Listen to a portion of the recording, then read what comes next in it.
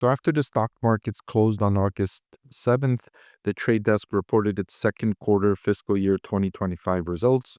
The management team saying that Q2 was a strong quarter with revenue growing 19% to 694 million as we continue to outpace the digital advertising market.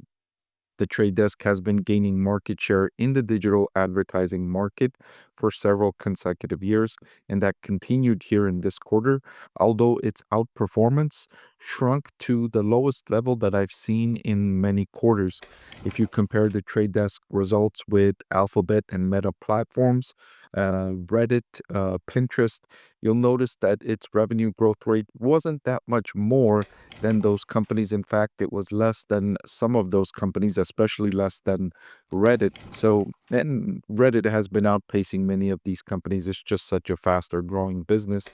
But the trade desk has, for the most part, outperformed the giants in the digital advertising industry, Alphabet and Meta.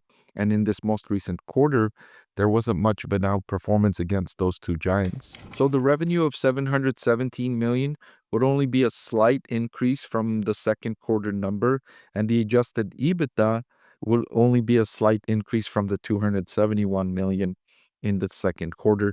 So it looks like there's this pressure here in terms of revenue growth for the company. So now let's look at valuation. Here's my proprietary discounted cash flow valuation model for the trade desk.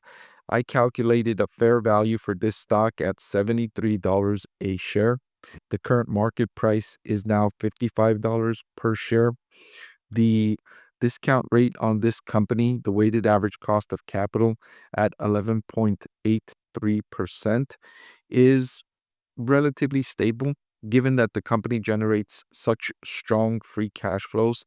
And I wouldn't expect the free cash flow estimates to be revised downward by all that much based on what we're seeing here from the company in the current quarter. The trade desk is trading at a forward PE now at 29, which is near the lowest this stock has traded for, going all the way back to 2021.